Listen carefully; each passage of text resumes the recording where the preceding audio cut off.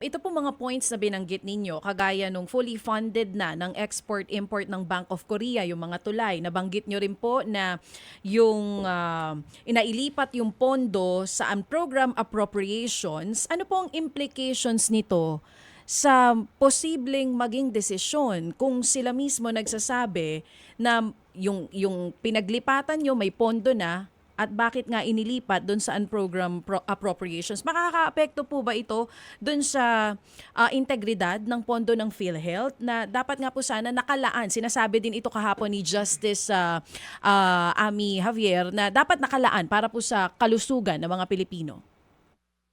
Lalong napalakas 'no, lalong napalakas ng, kahapon kasi hindi nila nasagot fully 'yun, na ang pondo pala doon sa mga katulad ng tulay, yung Panay-Guimaras, Bridge, na alam mo, funded na 'yan may loan na 'yan, eh.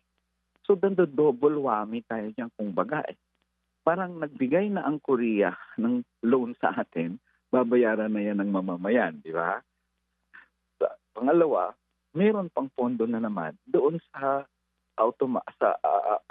program appropriations. Actually, yan yung ano ko diyan kila sa inyo Ted at siya. Aralin niyo yung program. Marami silang nilalagay na foreign assisted project. Mga loans ang karamihan diyan. Ang may information talaga kami, uungkatin namin yan later on, na marami sa mga foreign funded projects na yun, dumating na ang loan 1 to 2 years ago.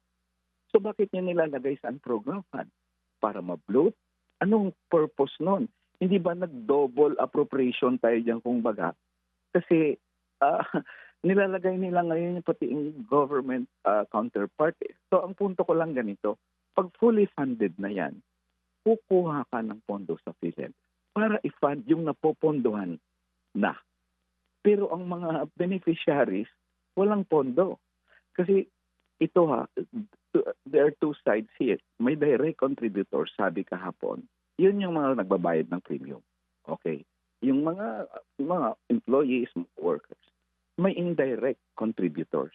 Ito yung mga senior citizens, yung mga indigents na hindi nagbabayad, hindi makabayad ng premium, so gobyerno ang nagbabayad, subsidy. Ngayon, pag siniro budget mo ang PhilHealth, saan kukunin yung premium ng mga senior citizens? Nang mahihirap, wala.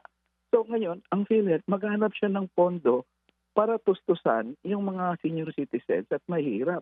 Di lalong lumaki ang liabilities ng PhilHealth.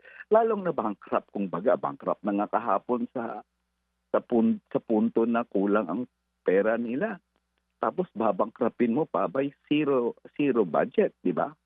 So, lalong nabaon sa yung PhilHealth, and to think, pupunta lang naman pala sa mga favorite projects ng mga congressman at mga senador at kung sino pa mang may pork barrel dyan sa budget.